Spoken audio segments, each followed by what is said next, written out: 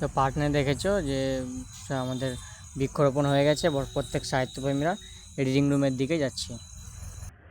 এত বড় একটা অনুষ্ঠান হবে, মিষ্টিমুখ তো করতে হবেই না, তার জন্যই কিছু শুকনো মিষ্টি এবং মিহিদানা আনা হয়েছে প্রত্যেক সাহিত্যপ্রেমীদের। এই মিহিদানা লাড্ডু মিষ্টিটা আর একটা শুকনো মিষ্টি প্রত্যেক সাহিত্যপ্রেমীদের আগে দেওয়া হবে। মিষ্টিমুখ করার পরই অনুষ্ঠান শুরু হবে এবং আরও দেখতে পাবে প্রত্যেক সাহিত্যদের তাদের কবিতা, সুন্দর সুন্দর কবিতা, গান এবং আরও কিছু অনুষ্ঠান তোমরা দেখতে পাবে। তো প্রথমেই মিষ্টিমুখ দিয়ে অনুষ্ঠান শুরু হবে। একটু আনন্দের বিষয়, প্রত্যেকে যে যারা লিখছে সেটা নিয়ে এসে পাঠ করছে, তারপরে তার সৃষ্টিটাকে সে বাড়িয়ে যাওয়ার চেষ্টা করছে। খুব ভালো লাগে তার উপস্থাপনা।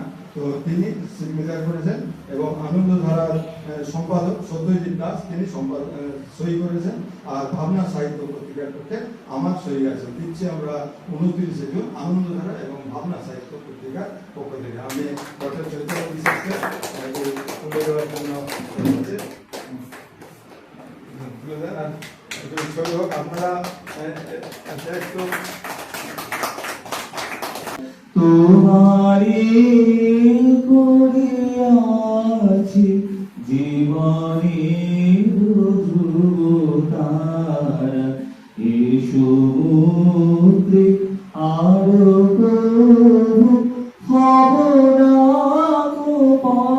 পথধারা তোমারি করিয়াছি জীবনী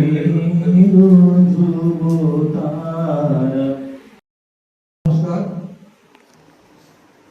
আজকে আমার কবিতার নাম হচ্ছে উলঙ্গ রাজার ঝুলন্ত পোশাক। উলঙ্গ আজ রাজা মশাই, তাই তো সবাই উলঙ্গ। আধুনিকের ফ্যাশন ওটা, পোশাক আমায় ঝুলন্ত।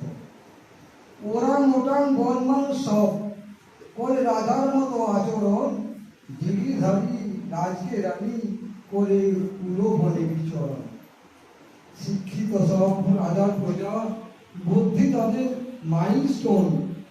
বুদ্ধি গজে কোমর ট্যাকে বিবেক ওদের স্টিফেনসন। উলঙ্গ এই রাজ্যে রাজা, তোমরা সবাই মানুষ হবে। যাক না রাজা বনের মাঝে, থাকুক রাজা উলঙ্গ সে।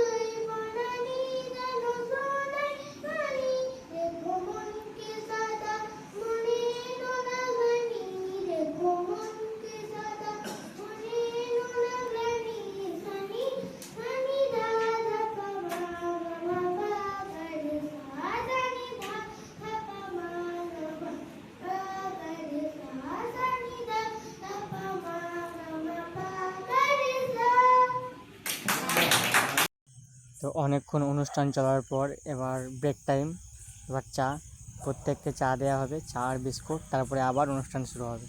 খুব ভালো লাগবে, সবাই থাকো। ওরে খুকু, ওরে খোকা, মা ডাক দেন সন্ধ্যাবেলা।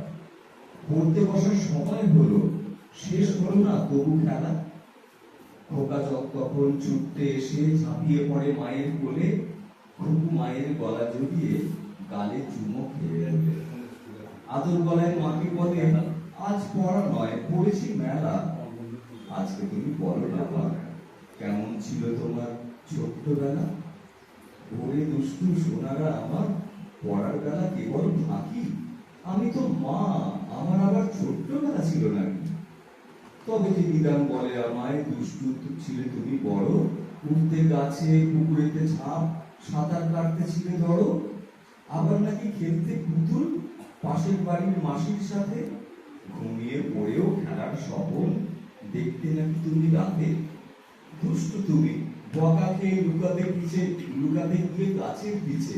ছিলে না তুমি কখনো ছোট, এটা তবে মা শুধিয়ে দিয়েছে। মা বলে, ওরে কুকু খোকা, তোরাই আমার ছোট্টবেলা, এখন তোরা যেমন খেলিস ঠিক তেমন ছিল আমার খেলা। তোদের হাসা, তোদের কাঁদা, ঠোঁট ফোড়ানো অভিমানে, আমার কোলে ঘুমিয়ে পড়া, গল্পে ঘুম পাড়ানি গানে, ছোট ছোট পাওয়ার খুশি, অল্পে আমার মুক্তি ভারী। মার বকুনি খাবার পরে আদর চাই না কেউ, থাকবে না হেথা, যাবে চলে সেখানেতে। থাকবে না কেউ, থাকবে না হেথা, যাবে চলে সেখানেতে। সে দেশটা কোথায় কেউ জানে না, সে দেশটা কোথায় কেউ জানে না, তবু যাবে সব শেষটাতে। কবিতা তো তার 3 পাতা হলে বেশি সময় লাগবে না। এটা একটা গল্প, কিন্তু কবিতায় লেখা। এক পিয়নের কথা। ঘুমের থেকে উঠেই দেখি 7টা বাজে, এক্ষুনি তো লাগতে হবে ঘরের কাজে। বালতি হাতে অমনি ছুটি কলতলাতে, জলের জন্য লাইন দিতে। মুখ খানা তো ধুতে হবে, দাঁত দুপাটি ঘষে মেজে। নিজেই আমি রান্না করি, সিদ্ধ ভাত আর যা যা পারি। গিন্নি তো নেই, অসময়ে কি আর আমার দেখবে বলো। দেখতে দেখতে বয়সও প্রায় 60-62 পেরিয়ে গেল। তবে এখন হাত পড়ে না, এই যা ভালো। বছর 30 আনছি কিনা, রান্নার কাজ সবই জানা। কোরমা, পোলাও, মাংস ফাংস রান্না অনেক আছে, সব শিখেছি বেলা দিদির কাছে। খরচ বহুল রান্না বান্না, আমি তো আর খাই না, সেই জন্যেই দামি রান্নার ধারে কাছেও যায় না। ঘড়ির কাঁটা 8টা ছুলেই সমস্ত কাজ ফেলে উঠি। স্টোভটা জ্বেলে জল চাপিয়ে দ্রুত কলতলাতে ছুটি। কলকি মশাই ফাঁকা থাকে, ছুটির দিন না হলে।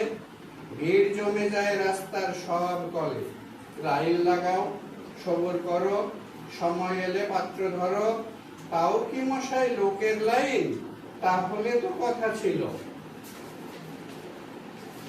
বালতি, ঘড়া, হাড়ি কুড়ি, ল্যাংটা উদম ছোড়াছুড়ি, সবাই থাকে লাইন জুড়ে।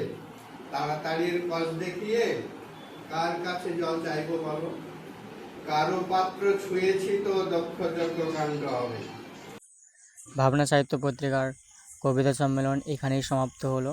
তো কবি সম্মেলন থেকে এবার বাড়ি যাব। তো অনেক অনেক ভিডিও কবিতা লং হয়ে যাবে, তার জন্য আমি শর্ট শর্ট করেই দিয়েছি। তো এরপরে আরও ভিডিও পাবে, লাইক করে সাবস্ক্রাইব করে পাশে থাকো, আরও ভালো ভালো ভিডিও।